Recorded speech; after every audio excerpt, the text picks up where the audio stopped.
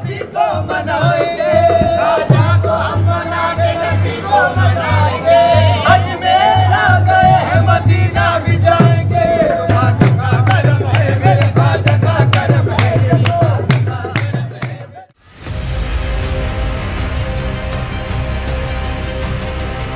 संभल मस्जिद में हिंदू पक्ष की याचिका के बाद हुए सर्वे को लेकर हिंसा हुई थी। वहीं इसके बाद अजमेर शरीफ दरगाह को लेकर भी याचिका स्वीकार हो गई है, जिसके चलते मुस्लिम पर्सनल लॉ बोर्ड पूर्व चीफ जस्टिस डीवाई चंद्रचूड़ पर भड़क गया है। दरअसल उत्तर प्रदेश के संभल की जामा मस्जिद से लेकर अजमेर दरगाह पर जारी विवाद के बीच all India Muslim personal law board और समाजवादी पार्टी के कई सांसदों के साथ ही कांग्रेस नेता जयराम रमेश ने पूर्व सीजेआई को टारगेट किया है। दोनों का ही कहना है कि 2023 में चंद्रचूड़ की अध्यक्षता वाली बेंच ने ज्ञानवापी मामले में सर्वे की याचिका को मंजूरी देकर विवाद को हवा दी थी। इस मामले में समाजवादी पार्टी के नेता जिया उर रहमान बर्क और मोहिबुल्ला नदवी ने कहा है कि चंद्रचूड़ का फैसला गलत था। इससे और सर्वे की याचिका का रास्ता खुल गया है। सुप्रीम कोर्ट को इस पर संज्ञान लेना चाहिए और ऐसे सर्वे रोकने चाहिए। समाजवादी पार्टी के सांसद ने कहा कि सुप्रीम कोर्ट को इन विवादों पर संज्ञान लेना चाहिए और इस तरह के सर्वे रोकने के लिए आदेश देना चाहिए। साथ ही उन्होंने कहा कि सुप्रीम कोर्ट को इस तरह की याचिका स्वीकार न करने के लिए निचली अदालत को निर्देश भी देने चाहिए। वहीं इस मामले में मुस्लिम पर्सनल लॉ बोर्ड ने भी बयान जारी किया है और कहा है कि यह फैसला प्लेसेस ऑफ वर्शिप एक्ट 1991 की भावना के खिलाफ है। बोर्ड ने कहा कि बाबरी मस्जिद मामले में सुप्रीम कोर्ट ने इस अधिनियम का हवाला देकर कहा था कि किसी भी पूजा स्थल की स्थिति 15 अगस्त 1947 के अनुसार बदला नहीं जा सकता है, लेकिन ज्ञानवापी मामले में अदालत ने सर्वे की अनुमति देकर अपनी स्थिति नरम कर दी थी। इस विवाद को लेकर मुस्लिम पर्सनल लॉ बोर्ड और विपक्ष का कहना है कि इन सर्वेक्षणों से सांप्रदायिक तनाव बढ़ सकता है। इस मामले में AIMIM प्रमुख और हैदराबाद से लोकसभा सांसद असदुद्दीन ओवैसी ने कहा कि 1991 के कानून के अनुसार पूजा स्थल की स्थिति नहीं बदली जा सकती है। ऐसे में इन सर्वे का क्या उद्देश्य है? इसको लेकर हिंदू मुस्लिम पक्ष के लोगों ने अपनी अपनी दलीलें दी हैं। इसके साथ ही राजनीतिक बयानबाजी भी देखने को मिली है। क्या कुछ कहा मुस्लिम धर्मगुरुओं और नेताओं ने, सुनाते हैं आपको।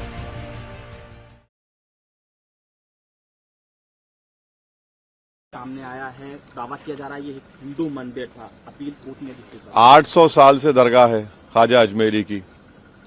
800 साल उस दौर में मुगलों ने हुकूमत की, बादशाह अकबर ने वहां पर बहुत कुछ तामीर करवाया।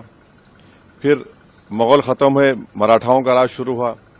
फिर मराठा के बाद उन्होंने अजमेर को 18,000 रुपये में अंग्रेजों को बेच दिया। 1911 में क्वीन एलिजाबेथ आई तो वहां पानी का हाउस बनवाया। नेहरू से लेकर जितने प्रधानमंत्री बने वो वहां पर चादर भिजाते हैं। आप बताइए क्या करना चाह रहे हैं लोग? आखिर क्यों इतनी नफरत पैदा कर दिए बीजेपी RSS वाले मस्जिद दरगाहों के ताल्लुक से? प्रधानमंत्री नरेंद्र मोदी खुद चादर भिजाते हैं। अब बताइए उस पर क्या बोलेंगे वो? उन्होंने मिनिस्ट्री ऑफ माइनॉरिटी अफेयर्स को पार्टी बनाया तो नरेंद्र मोदी की सरकार उसको बोलेगी कि वो दरगाह है ही नहीं है। प्लेसेस ऑफ वर्शिप एक्ट तो इस्तेमाल ही नहीं हो रहा। लोअर कोर्ट आखिर प्लेसेस ऑफ वर्शिप एक्ट को क्यों नहीं सुन रही है? आप हर जगह पर जाकर बोलेंगे नहीं यहां पर मस्जिद नहीं थी, यहां पर दरगाह नहीं थी, यहां पर कुछ और था, तो फिर कल कोई मुसलमान जाकर कोई बोल दे जाकर के नहीं यहां पर ये नहीं था, यहां पर वो था। कहां रुकेगा फिर ये? रूल ऑफ लॉ कहां जाएगा? डेमोक्रेसी कहां जाएगी? लॉ एंड ऑर्डर कहां जाएगा? हमने देख लिया संभल में 5 लोगों ने अपनी जान गंवा दी। इतना बड़ा गड़बड़ हो गई, वहां पर वायलेंस हो गया। तो ये तो देश के हित में नहीं है। जो सियासत नरेंद्र मोदी और RSS कर रही है उससे देश कमजोर हो रहा है, उससे भाईचारगी कमजोर हो रही है, रूल ऑफ लॉ कमजोर हो रहा है। अब तो इनको जवाब देना पड़ेगा। ये जितने भी लोग हैं ये डायरेक्टली इनडायरेक्टली इनका ताल्लुक बीजेपी RSS से है, उन्हीं के इशारों पर हरकत कर रहे हैं पूरा। देखिए 20 मई 2022 को चंद्रचूड़ साहब ने मौखिक अवलोकन किया और उस मौखिक अवलोकन से भानुमति का पिटोरा खुल गया। आप जानते हैं भानुमति का पिटोरा क्या होता है? Pandora's box. भानुमति का पिटोरा खुल गया।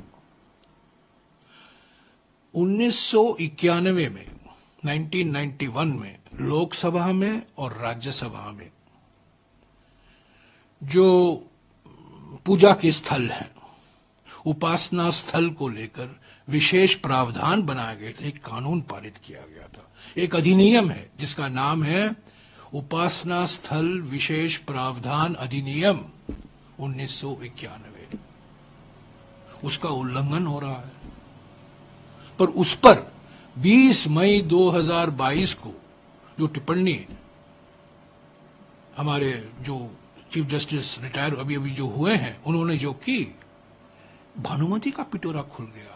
संभल में, अजमेर में और भी कई जगह खुलेंगे और इसका पूरा राजनीतिक लाभ बीजेपी उठा रही है। सारे जगहों में सांप्रदायिक तनाव फैला जा रहा है, दंगे करवाए जा रहे हैं, हिंसा हो रही है।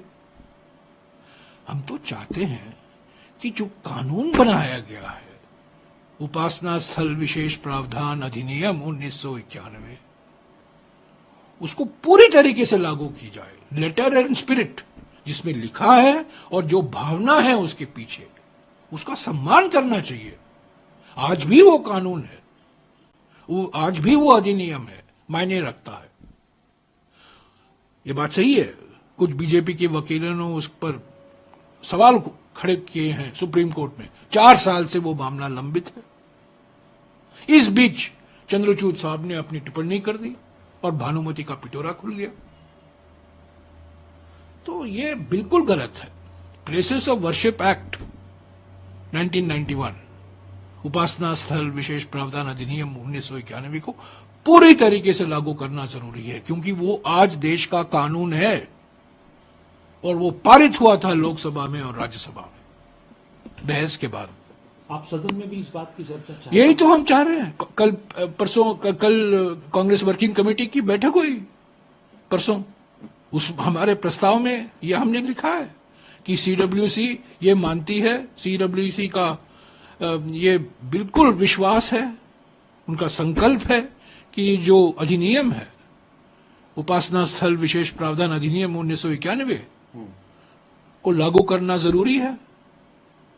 ये कानून है, देश का कानून है, अधिनियम है। सीडब्ल्यूसी ने भी इस पर जोर दिया है और पार्लियामेंट में भी हमारे सांसद उठा रहे हैं। हमने नोटिस दिया है, हमने नोटिस दिए हैं अडानी के मामले पर, हमने नोटिस दिया है मणिपुर के मामले पर, और हमने नोटिस दिया है प्लेसेस ऑफ वर्शिप एक्ट। और खास तौर से जो संभल और अजमेर में आप देश देख रहा है, जिस तरीके से सांप्रदायिक, ये सब सिर्फ सांप्रदायिक तनाव बरकरार रखने के लिए ये सब प्रयास किए जा रहे हैं। ये बीजेपी की रणनीति है। ध्रुवीकरण चुनाव के प्रचार के समय और ध्रुवीकरण चुनाव के प्रचार के बाद।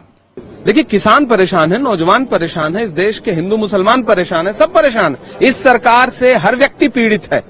इसलिए मुझे पूरा विश्वास है कि ये सदन सरकार नहीं चलने देगी। जब एक एक्ट है, प्लेसेस ऑफ वर्शिप एक्ट है जब, तो आप क्यों इस तरह की बात कर रहे हैं? क्यों इस तरह का काम जानबूझ के कर रहे हैं? आपकी जो मुख्य पार्टी है, मुख्य विचारधारा है, उसके लोग भी यही कहते हैं कि ये जरूरी नहीं कि हर जगह आप खो दें। प्लेसेस ऑफ वर्शिप एक्ट के बाद इस तरह की बात उठाना, भारतीय जनता पार्टी जानबूझ करके इस तरह का माहौल बना रही है। जितने भी लोग हैं ये सब भारतीय जनता पार्टी के समर्थित लोग हैं।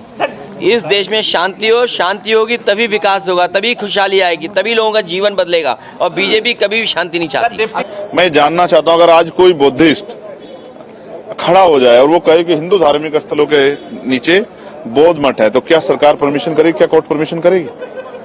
बिना सत्ता की जानकारी के संरक्षण के नहीं हो सकता है। और ये इसलिए हो रहा है, तमाशा इसलिए किया जा रहा है, कभी संभल, कभी ज्ञानव्यापी, कभी अजमेर, कि जिससे बुनियादी मुद्दे रोटी, कपड़ा, मकान, रोजगार, महंगाई, बेरोजगारी, एजुकेशन, हेल्थ, किसान, महिलाएं, सुरक्षा, इन सब से लोगों का ध्यान हटे।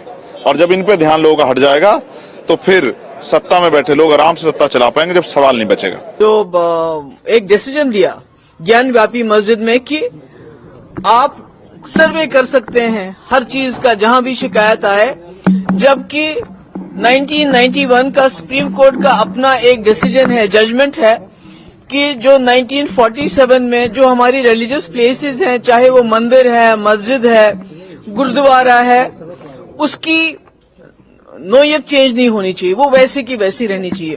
पर अनफॉर्चुनेटली एक्स चीफ जस्टिस साहब ने ऐसा एक जजमेंट दे दिया कि अब अभी तो पहले मस्जिदों में शिवलिंग ढूंढे जाते थे, अब तो ये हमारे जो जियारतें हैं, हमारे जो श्राइन्स हैं, और वो भी अजमेर शरीफ जैसी श्राइन जहां मुसलमानों से ज्यादा हिंदू श्रद्धा रखते हैं, हिंदू लोग ज्यादा जाते हैं, मन्नत मांगते हैं, और 800 साल पुरानी ये जियारत है। तो मुझे लगता है कि इसके बाद मुसलमानों के घरों में ढूंढना शुरू कर देंगे। तो ये तो मुल्क को बंटवारे की तरफ लेके जा रहा है, खून खराबे की तरफ लेके जा रहा है, जैसे हमने संभल उत्तर प्रदेश में देखा। कर्म में हाजिरी की नियत से हाजिर आया है। ऑल इंडिया सुन्नी जमीयतुल उलमा के बहुत सारे जिम्मेदारान यहाँ इकट्ठा आए हैं अजमेर मोहल्ला में। यहाँ आने का मकसद ये है कि दरगाह के जो खुद्दाम हजरात हैं उनसे मुलाकात करके हम लोगों के लायक क्या खिदमात हैं, हम लोग क्या कर सकते हैं, इस पर चर्चा आज हुई है। जिस पर 18 केसेस हैं, क्रिमिनल केसेस हैं, वो मुल्क के अमन व अमान को ख़राब करने के लिए अजमेर मोहल्ला की और सुल्तानुल हिंद अताए रसूल ख्वाजा मुइनुद्दीन चिश्ती हसन संजरी हुजूर गरीब नवाज की बारगाह करम में जो है जिस तरीके से यहाँ पिटीशन उसने दायर किया, कहीं ना कहीं उसका मकसद ये है कि मुल्क के अमन व अमान को गारत करना, मुल्क के अमन व अमान को ख़राब करना। वो शख्स जिस पे 18 केसेस हैं, वो इस तरीके का अगर कदम उठाता है तो उससे साफ जाहिर है कि वो मुल्क में जो कौमी एकजहती का माहौल है, हिंदू मुस्लिम भाईचारे का जो माहौल है, और हुजूर गरीब नवाज का दरबार जो हिंदू मुस्लिम सिख ईसाई सबके लिए गहवारे अमन है, उस अमन को मुतासिर करने के लिए इस तरीके की एक सोची समझी साजिश है जिसका हिस्सा वो बने हुए। तमाम मज़ाहिब के लोग कसीर तादाद में आते हैं और वो फैज़याब भी होते हैं, इसलिए वो बराबर अपनी हाज़िरी यहाँ पर दर्ज करवाते हैं। अब ये फ़िरका परस्तों को देखा नहीं जा रहा है कि ये ऐसा आस्थाना है कि यहाँ पर तमाम मज़ाहिब के लोग आते हैं, उनको किस तरीके से रोका जाए, किस तरीके से उनके दिलों में नफरत डाली जाए, तो उसका ये बीज बोया जा रहा है और इससे कोई असर नहीं पड़ेगा। जिनको फैज़ मिल रहा है वो बराबर हाज़िरी देते रहेंगे और गरीब नवाज का फैज़ आम से आम तर होता रहेगा। इस पूरे मामले में राजस्थान सीएम से मिलने की कोशिश है। देखिए, ये मामला जो है राजस्थान के सीएम के अलावा ये सेंट्रल मिनिस्टरों तक और पीएम वगैरह से भी मुलाकात की जा सकती है, क्योंकि ये मसला मुसलमानों के लिए इससे बड़ी खानकाह, इससे बड़ी जगह नहीं हो सकती। गरीब नवाज का मसला है, सिर्फ हम नहीं बल्कि पूरे हिंदुस्तान का मुसलमान इस मामले में मुत्तहिद है कि हुजूर गरीब नवाज रज़ी अल्लाह तआला अन्हु की बारगाह में जो गुस्ताखी हुई है ये मुसलमानों के लिए नाकाबिल बर्दाश्त है और हम इस सिलसिले में जहां पर भी जाना पड़ेगा वहां पर जाएंगे। पिछले 2 दिनों में देखने में आया है कि दरगाह का जो मामला न्यायालय में जो बात प्रस्तुत किया गया था उस बाबत तरह तरह के बयानात देखने को सामने आ रहे हैं। खासतौर से मैंने खुद ने भी कल 1-2 बयान जो देखे पॉलिटिकल लीडर्स के दिल्ली के, शायद उनको पूरी जानकारी लिए बगैर उन्होंने जल्दबाजी में बहुत बयान दे दिए, और ये बहुत जल्दबाजी है कि इस तरीके से बिना किसी जानकारी के बयान दिए जा रहे हैं गैर जिम्मेदाराना तरीके से। अवाम में गलत मैसेज आ रहा है कि सर्वे के ऑर्डर हो गए अजमेर दरगाह के, जबकि अजमेर दरगाह के अंदर किसी प्रकार का ऑर्डर नहीं हुआ। इस बाबत एक न्यायालय में वाद प्रस्तुत किया गया सीपीसी के प्रावधान के तहत। उस वाद को न्यायालय ने ये उचित समझा कि उसको सुना जाए और सुनने के लिए निहित किया है 20 दिसंबर को। और कंसर्निंग जो पार्टी जिनको बनाया गया 3 पार्टी दरगाह कमेटी को, माइनॉरिटी मिनिस्ट्री को, आर्कोलॉजिकल सर्वे ऑफ इंडिया को, उनको नोटिस जारी किए गए। जैसा हमें हमारे वकीलों ने जानकारी दी है तो इसमें यही है कि अभी तक यही आदेश हुए हैं, लेकिन कल बड़ा दुख हुआ देख करके कि जिम्मेदार जो पॉलिटिकल लीडर्स हैं वो जो मर्जी चाहे बयान दे रहे हैं कि साहब सर्वे के ऑर्डर हो चुके हैं। ऐसा कुछ भी नहीं हुआ है। आवाम में गलत मैसेज नहीं जाना चाहिए, आवाम तक मैसेज पहुंचना चाहिए कि अभी ये नई शुरुआत हुई है। जब सिविल सूट दायर किया जाता है तो बहुत लंबी प्रोसीडिंग होती है, काफी लंबी प्रक्रिया होती है, जब जाकर आदेश पारित होते हैं।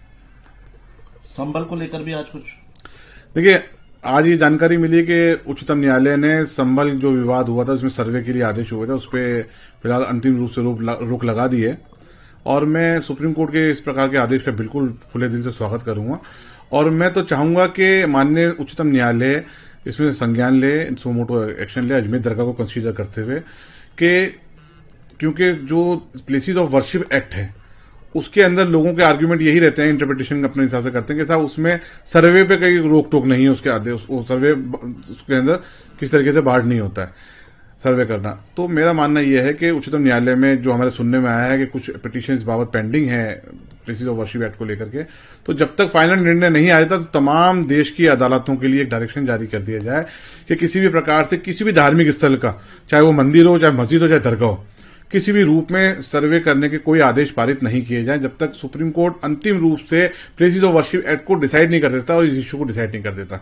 तो ये बहुत अच्छा डिसीजन है। लेकिन पूरे देश में जिस तरीके से आज आप देख रहे हैं, किसी व्यक्ति ने पब्लिसिटी की स्टंट लेते हुए एक पिटीशन दायर, एक सिविल सूट, पिटीशन भी नहीं, सिविल सूट दायर किया गया है और उसको लेकर के इतना पैनिक पूरी देश में हो रहा है। तो मैं तमाम देशवासियों से अपील करूंगा, सब धैर्य से काम लें, शांति बनाए रखें और कोई भी अपनी तरफ से ऐसा काम ना करें जिससे कि हमारा अमन, हमारा मुल्क की एकता या हमारे मुल्क की जो सांप्रदायिक सौहार्द खराब हो। कानूनी लड़ाई है, कानून के हिसाब से लड़ी जाएगी और आप बेफिक्र हैं, अजमेर बारगाह के अंदर साहिब सज्जादा गरीब नवाज की औलाद ज़ैनुल आबिदीन साहब, हम लोग बैठे हैं और दरगाह कमेटी है, बाकी लोग हैं, हम लोग इंशाअल्लाह ताला पूरी मजबूती के साथ कानूनी तौर पर इस लड़ाई को लड़ेंगे और इंशाअल्लाह इस बात को खारिज कराएंगे। देखिए, लगातार लफ्ज़ पर भी मुझे एतराज़ है। कभी गद्दार ये बात आई है, शारदा साहब के ज़माने में जो किताब आई है वो मैंने देखी है, मैंने अपने किताब में उसको कोट भी किया और उसको रिफ्यूट भी किया है। उसकी वजह थी, कल भी मैं इंटरव्यू में कह चुका हूँ, मसला ये नहीं है, इसके पीछे बहुत लोगों की अपनी अपनी वो है सोच और अच्छी भी होती है और जैसी उनकी सोच है मैं कुछ कहूँगा नहीं। लेकिन पहला मसला तो यह है कि इतना हिंदू दरगाह शरीफ में आता है और अकीदत से आता है, किसी उनके जहन में दूर दूर तक इस बात की बात नहीं है। आज से नहीं, 800 साल से, जब से ख्वाजा साहब का दरगाह के मज़ार बना है, आते हैं, उनकी श्रद्धा है, अपना मनोकामनाएं पूरी होती हैं। कुछ एलिमेंट हर जगह होता है, मुसलमानों में भी, हिंदू में भी, क्रिश्चियंस में भी। वो सोचते हैं हमारी जगह लोग जो है दूसरे धर्म के स्थान पर कैसे जा रहा है, तो उन्होंने कहा जस्टिफाई यूँ कर लो कि यह मंदिर है। एक साइकोलॉजिकल बात बता रहा हूँ मैं। अब सवाल ये कि किसी भी किताब में 800 साल से हमने यहाँ मंदिर होने की एक रेफरेंस, एक वर्ड का नहीं पाया है, जहाँ तक मेरी स्टडी है। शारदा साहब ने कैसे लिखा, क्यों लिखा, और वो भी बड़ी अजीब बात है। ट्रेडिशन ये है, अब ट्रेडिशन का लफ्ज़ तो बहुत बड़ा वाज़ेह हो गया ना, बड़ा क्लियर कट है कि ट्रेडिशन क्या होती है साहब। तभी सड़क पे एक बच्चा जा रहा है और मैं खड़े होकर कह दूँ ये तो मेरा बेटा है। कैसे आपका बेटा, कि इसकी 2 आंखें हैं, मेरी आंखों से मिल रही है, तो ये तो कैसे होगा? आपके पास जब तक कोई सॉलिड सबूत ना हो, और उस सॉलिड सबूत को कोर्ट मानता है। किसी की दरगाह वहीं मज़ार है जहाँ आपका हुजरा था। और ये जो लोग कहते हैं कि मंदिर के वहाँ झरने होते, पहाड़ होते, तो वो झाला है, झरना नहीं, पहाड़ है। और जितने भी सूफी आते हैं, सूफी होते हैं, संत होते हैं, वो पहाड़ों में और जंगलों में जाके रहते हैं। पानी का एक कुआं होता है या तालाब होता है, झरना, वहां जाके रहते हैं। जितने भी सूफी है, तमाम दरगाहें उठा के देख लें आप, हाजी अली की दरगाह समंदर के अंदर है। समय समय पर जो हिस्टोरियन हुए हैं, हिस्टोरिकल हिस्टोरियन, उन्होंने जो अपनी बुक्स लिखी हैं इंडिया की हिस्ट्री के ऊपर, अजमेर की हिस्ट्री के ऊपर, अजमेर मेवाड़ की हिस्ट्री के कई किताबें हैं। जितने राणा सांगा जी का यहाँ पर वो हुआ है। बाबर जब आया, मुगल यानी जब आए, तो वो आए 1526 के अंदर, और गरीब नवाज रहमतुल्लाह की तशरीफ आफरी हुई 1195 के अंदर। उनकी डेथ कब हुई? 1236 के अंदर। मुगल कब आते हैं? 1526 के अंदर। कितने साल का फर्क है? तो मुगलों ने यहाँ आकर के कुछ नहीं किया है। जो ये कंट्रोवर्सी की जाती है, मुगलों ने कर दिया या मुगलों के वंशज हैं, तो वंशजों से बात करो। पूरे देश में आग लगाने की बातें हो रही हैं, क्या हो क्या रहा है देश में, प्रधानमंत्री जी को भी देखना चाहिए। और मैं चाहता हूं कि माननीय सुप्रीम कोर्ट स्वयं संज्ञान ले, देश के अंदर हो क्या रहा है। एक पूरी कम्युनिटी को आप कहाँ ले लगाना चाहते हो, किस साइड लाइन में लगाना चाहते हो। आप उनके धार्मिक स्थल नहीं छोड़ रहे, आप उनकी प्रॉपर्टीज के ऊपर आप नहीं छोड़ना चाहते। आप क्या करना चाहते हो हमारे साथ, हमें लगाना कहाँ चाहते हो वो बता दो। आप कौन कौन सी मस्जिद के नीचे ढूंढते फिरेंगे, कौन कौन सी मस्जिदों के नीचे ढूंढेंगे? कोई लिमिट है या नहीं है? 1991 वर्शिप एक्ट बिल्कुल साइड में लगा दिया। देश के अंदर करना क्या चाह रहे हैं? अपने राजनीतिक हित को साधने के लिए क्या देश जला देंगे? और जब आग लगती है तो सबके घर में लगती है भाई, झुलस जाएंगे। निचली अदालतें इस टाइप की, अब जैसे ख्वाजा मुइनुद्दीन साहब की दरगाह पर रिट दायर कर दी गई, ये कब जा करके रुकेगा? इस प्रकार से तो ये पूरे देश में कोई माहौल बिगाड़ना चाहते हैं। मैं बताऊं, जो ये कहना है कि बाबर साहब ने मंदिर को तोड़ करके मस्जिद बनाई, ये सरासर गलत है। मैं इसको पहले भी कह चुका हूं। एक तो हमारे अकॉर्डिंग टू हमारे मुस्लिम लॉ के हिसाब से जो है, हम अगर अपने मुस्लिम समाज का भी कोई व्यक्ति है, दूसरे धार्मिक स्थल को तोड़ना तो बहुत दूर की बात है। अगर हमारे कोई मुस्लिम समाज का भी कोई व्यक्ति है तो हम उसकी जगह पर भी बगैर उसकी सहमति के अपनी मस्जिद को नहीं बना सकते। हम लोग सुप्रीम कोर्ट गए हैं क्योंकि हमने इस वहाँ मांग करी है कि जो वहाँ पर निचली अदालत के अंदर ये मामला चल रहा है सर्वे के लिए, उसको रोका जाए और उसकी यहाँ पर सुप्रीम कोर्ट के अंदर उस मामले को देखा जाए। वैसे जांच कमेटी बनाई है, उसको लेकर के क्या कहेंगे? देखिए, जो जांच कमेटी बनाई है, शुरू से हमारी पूरी पार्टी समाजवादी पार्टी इस चीज की मांग कर रही है। जो जांच कमेटी, जो आयोग का गठन होना चाहिए, वो सिटिंग सुप्रीम कोर्ट के जज का होना चाहिए। इसलिए हम अभी भी वही इसकी पुरानी मांग पर कायम है कि हमें तभी इंसाफ मिलेगा जब सिटिंग जज सुप्रीम कोर्ट की उसमें कमेटी बनेगी। जिस तरह से वहाँ की कमेटी है, मस्जिद कमेटी सुप्रीम कोर्ट गई है, इसको लेकर हम लोग सुप्रीम कोर्ट गए हैं क्योंकि हमने इस वहाँ मांग करी है कि जो वहाँ पर निचली अदालत के अंदर ये मामला चल रहा है सर्वे के लिए, उसको रोका जाए और उसकी यहाँ पर सुप्रीम कोर्ट के अंदर उस मामले को देखा जाए। आज all India personal law board ने भी लिखा है कि सुप्रीम कोर्ट गए हैं कि इस तरह की सुनवाई जो है मस्जिद को, दरगाह को लेकर के देश में जो चल रहा है वो न चले, रुकना चाहिए। देखिए, पूरा प्रदेश और देश के अंदर मुख्तलिफ मुस्लिम समाज के लोग ही नहीं बल्कि हिंदू समाज के भी हमारे सेकुलर भाई जो इस चीज को महसूस कर रहे हैं कि ये प्रदेश और देश के बर्बाद करने पे तुले हुए हैं और इस देश की एकता और अखंडता को तोड़ना चाहते हैं। इसलिए सब लोग चाहते हैं इस टाइप के इशू पर रोकना चाहिए, प्लेसेस ऑफ वर्शिप एक्ट का सही तरह से पालन होना चाहिए और इसलिए सब लोग चीख चीख करके पूरा देश मांग कर रहा है कि माननीय सर्वोच्च न्यायालय को इस पर सख्त कदम उठाना चाहिए और जो निचली अदालतें इस टाइप की, अब जैसे ख्वाजा मोइनुद्दीन साहब की दरगाह पर रिट दायर कर दी गई, ये कब जा करके रुकेगा? इस प्रकार से तो ये पूरे देश में को माहौल बिगाड़ना चाहते हैं।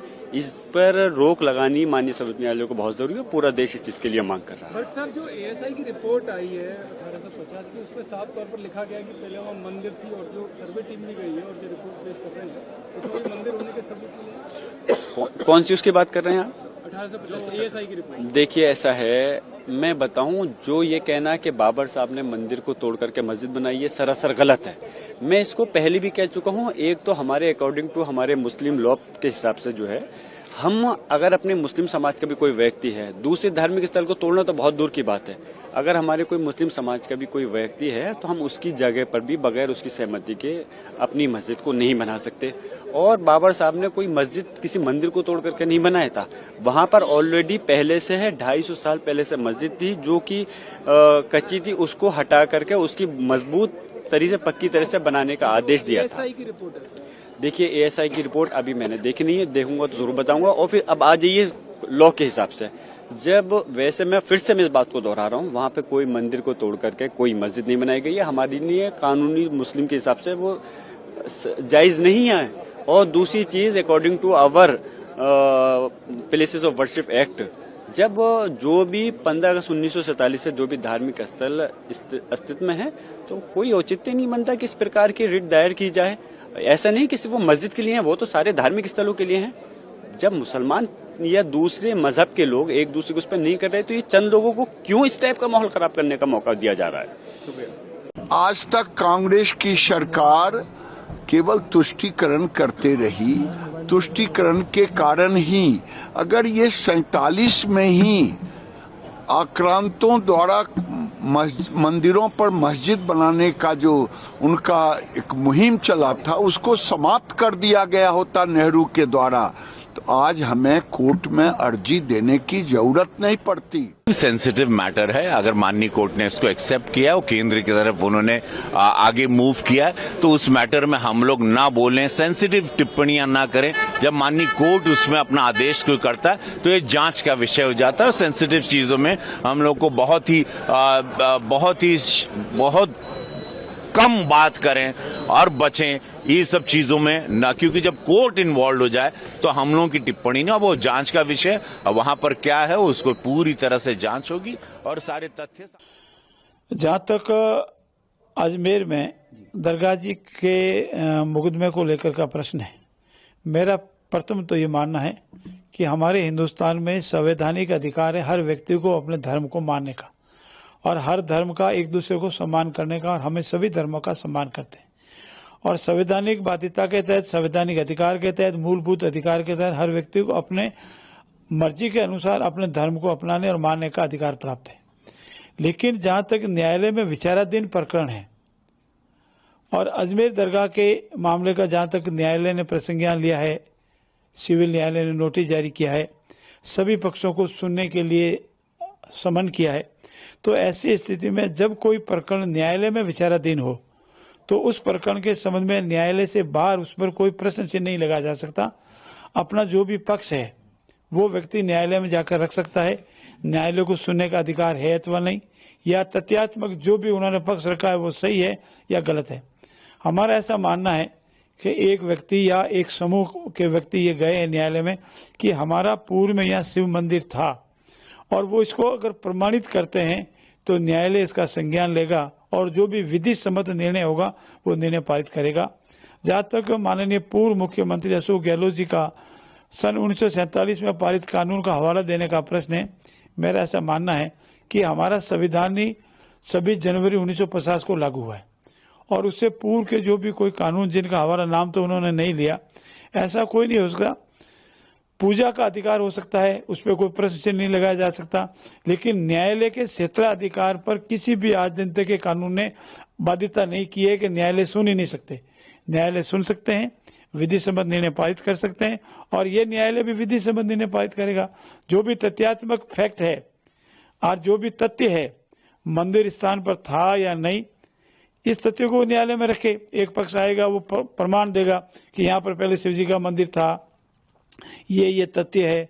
दूसरा पक्ष आके अपना तथ्य रख सकता है, यहाँ शिव जी का मंदिर नहीं था, यहाँ दरगाह है। ऐसी स्थिति में ये विषय न्यायालय में विचाराधीन है, प्रश्न चिन्ह नहीं उठाना चाहिए और न्यायालय का सम्मान करना चाहिए। दूसरा मेरा ये भी मानना है, ऐसा मैंने सुना है इस स्थान पर पूर्व में शिव जी का मंदिर था, पूजा पाठ होती थी। मुगलों के समय में ऐसे जैसे बाबरी मस्जिद बनाई गई वैसे ही ऐसा बनाने का कह रहे हैं। मेरे पास प्रमाण नहीं है, लेकिन मैंने सुना है कि ऐसे यहाँ पर शिव जी का मंदिर था, और न्यायालय सुन रहा है और न्यायालय सुनकर निर्णय पारित करेगा। हम सब बर्बादी होगा। भारत का इतिहास हम सबको पता है, लगातार मुगलों का यहाँ आतंक रहा, यमनों का रहा, और उस संपूर्ण उनके आतंक में जो यहाँ पर लूटने कसोटने के लिए देश को आए, उन्होंने जहाँ जहाँ देश के जिस जिस कोने में गए उन्होंने एक ही काम किया कि जहाँ भी सनातनियों के धर्म स्थल है उसको खंडित किया जावे, मूर्तियों को खंडित किया जावे, मूर्ति और मंदिरों को खंडित करके वहीं पर फिर मकबरे मीनारे बनाई जाए, वहीं मकबरे चुने जाएं। हालांकि कुरान के माध्यम से ये चलें तो इनके यहाँ पर किसी भी मकबरे की पूजा करना या उसका निर्माण करना वो मना है, फिर भी इस प्रकार का किया गया क्योंकि लैंड जिहाद था, सीधा सीधा जमीनें कब्जा करने का काम था कि हमारी जमीनें कब्जा रहे ज्यादा ज्यादा। पूरे भारतवर्ष में प्राचीन जितने भी धर्म स्थल थे, अध्यात्म केंद्र थे, मठ मंदिर आश्रम थे, उन सबको मिटाने का काम इन मुगलों ने किया। अब मुगल जा चुके हैं तो मुगलों का, अंग्रेजों का भी अब अस्तित्व यहाँ रहना नहीं चाहिए। इसलिए अब पुनः प्राचीन स्थानों को जीर्णोद्धार कराने की आवश्यकता है। संकट मोचन महादेव मंदिर जो कि आज अजमेर दरगाह के रूप में जाना जा रहा है, वो असल में भगवान शिव का मंदिर था, और वो मंदिर को तोड़कर मुगल आताताइयों ने उस पर मजार बना दी, और सारे देश में ऐसा ही सिलसिला चला है। आप देखोगे ज्ञान वापी है, मथुरा है, काशी है, और संस्कृत वेद विद्यालय जैसे 2.5 दिन का झोपड़ा कहते हैं अजमेर में ही, और भोजशाला में, वो सब कुछ ऐसे तोड़ के बनाया गया हमारे मठ मंदिर में। इसको लेके हमने याचिका फाइल के बहुत सारे साक्ष्य हमने माननीय अदालत के सामने रखे हैं। अदालत ने सारे साक्ष्य हमारे देखे हैं, सुने हैं, और सुनने के बाद उन्होंने सभी पार्टियों को जो पक्षकार इसमें और जो दूसरे प्रतिवादी हैं उन सबको नोटिस जारी किया है। अगली तारीख 20 दिसंबर 2024। मैं बता रहा हूँ साक्ष्य में बहुत स्ट्रॉन्ग चीज़ है हरविलास शारदा जी की लिखी पुस्तक, जो कि उस पुस्तक में 1910 में लिखी गई है। उससे पहले 1890 में वो म्यूनसिपालिटी के चीफ कमिश्नर थे ना, और अंग्रेजी सरकार में जो स्ट्रॉन्ग कमेटी होती थी ब्रिटिश काउंसिल में, उसमें वो मेंबर थे, कोई हल्के आदमी नहीं है, और उनके नाम से अजमेर में सड़कों के नाम है। और उन्होंने वो बाद में सेशन जज भी रहे। उनमें हमने जज साहब को यही बात बताई, उनकी बात में कुछ तो गंभीरता रही होगी, जिनके नाम से सड़कों के नाम हैं, और उन्होंने 1910 में कोई बुक लिखी है। उस समय की परिस्थिति क्या रही होगी, आज से 100 साल 110 साल पहले यहाँ कुछ नहीं था, सब खाली था। और तो हम चाहते हैं कि उनकी बात, उसकी किताब को आधार बनाकर उनकी लिखी हुई जीवनी को आधार बनाकर हमें सर्वे करा लेना चाहिए और हमारी याचिका स्वीकार की जाए। तो कोर्ट ने याचिका स्वीकार की है, सभी पक्षों को नोटिस किया है और वहाँ साक्ष्य में तो हरवेला शारदा की बुक है, उसमें बहुत कुछ दिया है और जब सर्वे होगा तो सब कुछ सामने आए। वहीं हिंदू पक्ष का प्रतिनिधित्व करने वाले वकील विष्णु शंकर जैन ने कहा कि 1991 का कानून एएसआई द्वारा संरक्षित स्थलों पर लागू नहीं होता है। उन्होंने 1950 के प्राचीन स्मारक अधिनियम का हवाला दिया। साथ ही उन्होंने कहा कि अगर कोई धार्मिक स्मारक धार्मिक स्थल है तो एएसआई उसकी धार्मिक प्रकृति तय करेगा। इसके बाद एएसआई ही तय प्रकृति के आधार पर समुदाय को वहां पूजा की इजाजत देगा। Special desk news plus 24/7।